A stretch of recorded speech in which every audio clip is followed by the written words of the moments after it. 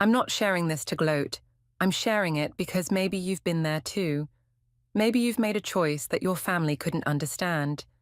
Maybe you've been cut off, looked down on, or told you were throwing your life away, simply because you followed your heart.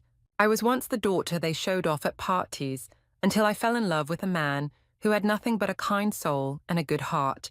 My father said, if you walk out that door, don't ever come back. So I did.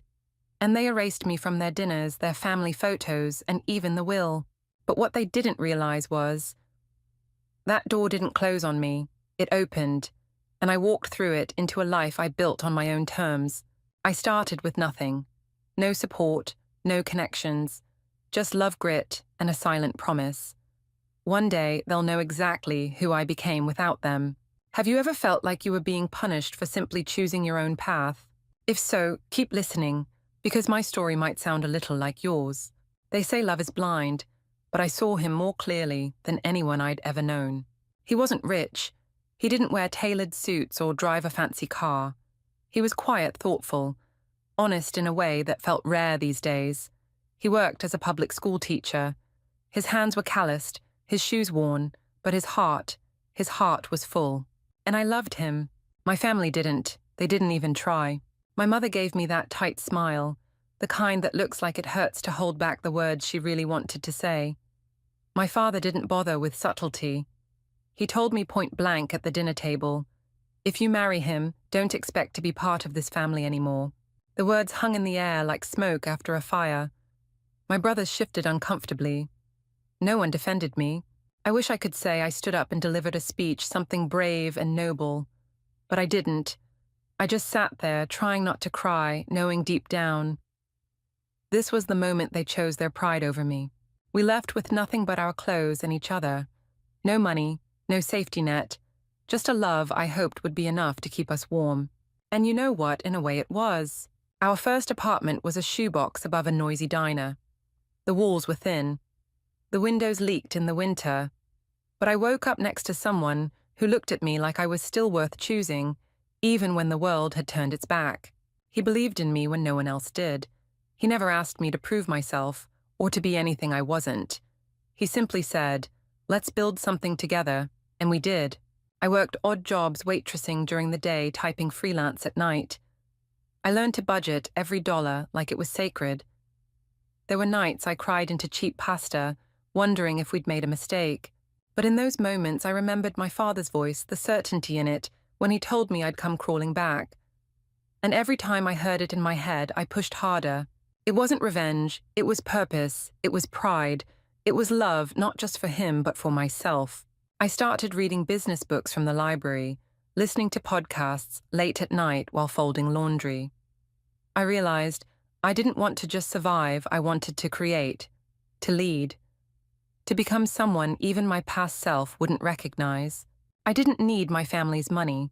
I needed to prove to myself that I was never the failure they assumed I'd become. That spark became the start of something bigger than I ever imagined. Our first business was humble, a little shop on a side street tucked between a laundromat and a bakery. It wasn't glamorous. The paint was chipped the shelves secondhand, and we could barely afford the sign out front. But it was ours. And on the day we opened the doors, I remember watching one lone customer walk in. My heart raced like it was Christmas morning.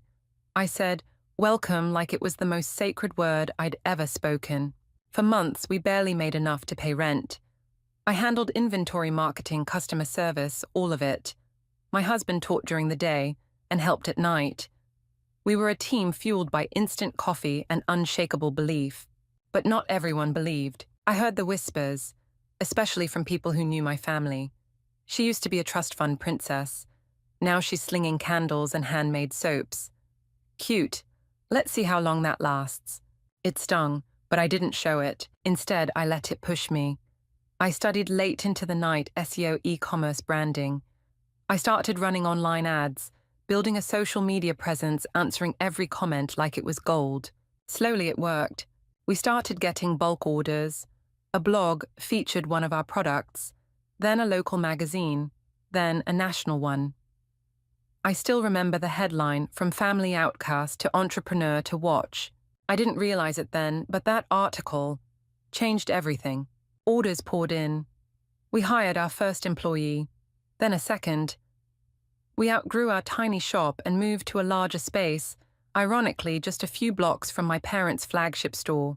I never planned it that way, but when the lease came up for the very building they used to own and rent out the one they sold during a downturn, I made an offer. They didn't know who the buyer was at first, but once the papers were signed, they found out. I didn't gloat. I didn't even reach out. But I knew they'd seen my name on the deed, and I knew it shook them. Because for years they'd thought they erased me.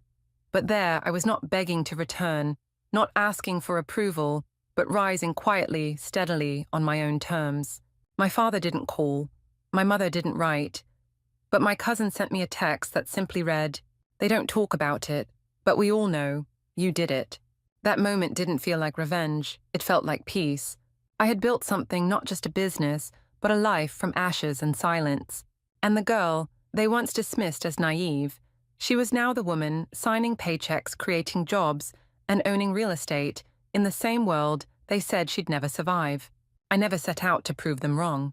Honestly, I just wanted to build a life where I could breathe, where I could be loved without conditions, where I could grow without someone constantly measuring my worth against a bank account or a last name.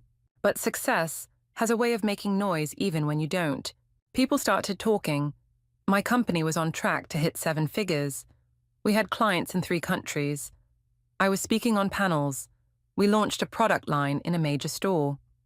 And my last name, the one they once stripped me of, was on the packaging. I didn't call my family. I didn't send them the news, but I knew they saw it. One day, I got a message from a former employee of theirs. It was short, just 2 lines. "They're losing business. Your name keeps coming up. They're not saying it out loud, but they know." I should have felt satisfaction. I didn't. What I felt was quiet affirmation, not because I wanted to see them fall, but because it confirmed what I already knew, that I had become someone they never saw coming. It wasn't about revenge, it was about rising. And when people rise, really rise, they don't need to scream. They don't need to return to the past and demand validation. They just live. I remember walking past one of my father's old stores, now closed down. The windows were dusty, the signage faded. It used to be the pride of his empire. Now it looked forgotten. I paused outside for a moment, not long. Just enough to let it all sink in. How life can turn. How time reveals everything. That night I went home, curled up on the couch with my husband, and held his hand a little tighter. Not because I was sad, but because I realized I had everything I ever needed. Not wealth, not approval, but freedom, love, peace, and the kind of success that doesn't need anyone else's permission. It had been years. Years of silence, years without birthdays, holidays, or even a single call. I stopped expecting anything from them. I had made peace with it, or at least I thought I had, until one day my phone rang. The number was familiar, but it took me a moment to recognize it. It was my mother. I almost didn't answer. My hand hovered over the screen. But something in me, maybe curiosity, maybe compassion, said yes. Her voice was smaller than I remembered. Not sharp, not judgmental, just tired. "Your father's not well," she said quietly. "He's been asking about you." There was a long pause after that. No apology, no explanation, just a fragile bridge hanging between us. I didn't know what to say. I felt everything at once: anger, confusion, hurt love, grief for what could have been. Still I went. When I walked into the hospital room, I barely recognized him.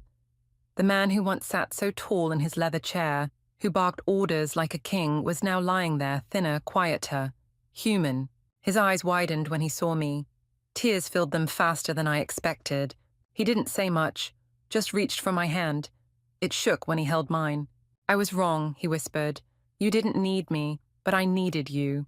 I didn't reply. Not right away. I just let him speak halting, broken words.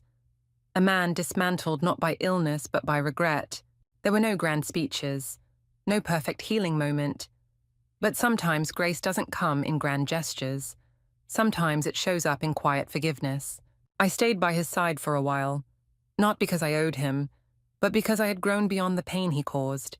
Forgiveness, I learned, is not about giving them power, it's about freeing yourself. He passed a few weeks later, peacefully, with me beside him. In his final days, he didn't ask about money or legacy. He just wanted to know if I was okay. And I was. I truly was. People talk about forgiveness like it's a door you walk through once and never look back. But that's not how it felt for me. Forgiveness for me was slow, uneven. Some days I thought I had let it all go, the pain, the betrayal, the words that cut deeper than they ever realized. And then I'd see something, a family photo, a familiar street, a father hugging his daughter, and it would hit me like a wave I didn't see coming. That's the thing about deep wounds. They don't heal just because time passes. They heal when you decide, you're done bleeding.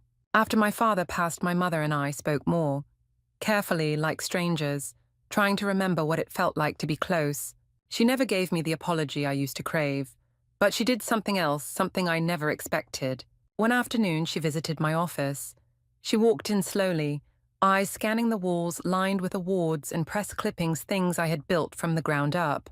She sat across from me in the very room she once said I'd never deserved to be in. And she said this, "Your father always wanted a legacy. He just didn't realize you were it." I didn't cry. I didn't smile. I just nodded because maybe that was her way of saying, "I'm proud of you," even if she didn't know how to say the rest. That day, I made a quiet decision. I would stop carrying the weight of who they failed to be. I would stop needing closure from people who were never capable of giving it. And I would forgive, not to let them off the hook, but to let myself off the chain. Because healing is not pretending the past didn't happen. It's choosing not to let it control your future. So I let go, not because they changed, but because I did.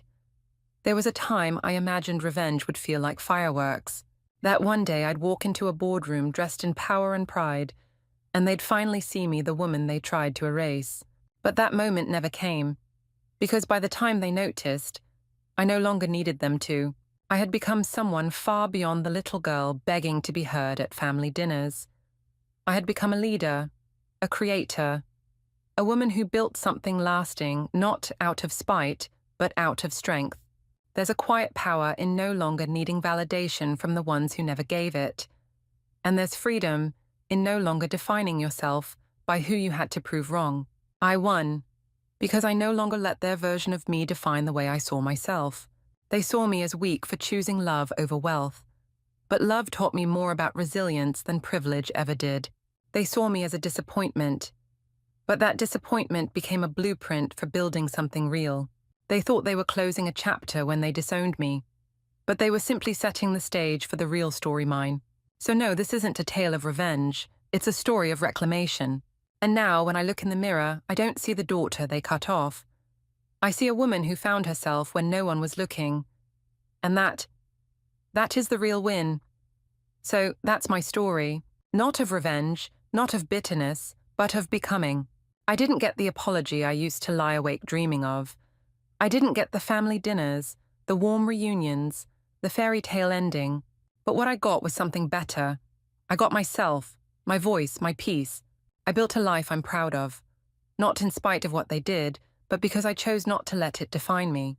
And if you're watching this thinking, that could be me, then maybe it already is. Maybe you're the one who was dismissed. Maybe you're the one who walked away and is still figuring out what comes next. Maybe you're still waiting for someone to say, "I'm proud of you." So let me say it, I'm proud of you. For surviving, for choosing your own path, for holding on to love or hope, or just the idea that something better is possible. Your story matters, even if they never see it, especially if they never see it. And maybe you don't have the ending yet. That's okay. The fact that you're still writing it, that's powerful. So if this story touched something in you, if you've ever felt unseen, unheard, or underestimated, tell me your story in the comments. I want to read it. Tag someone who needs to hear this. And if you believe your story matters, hit that subscribe button.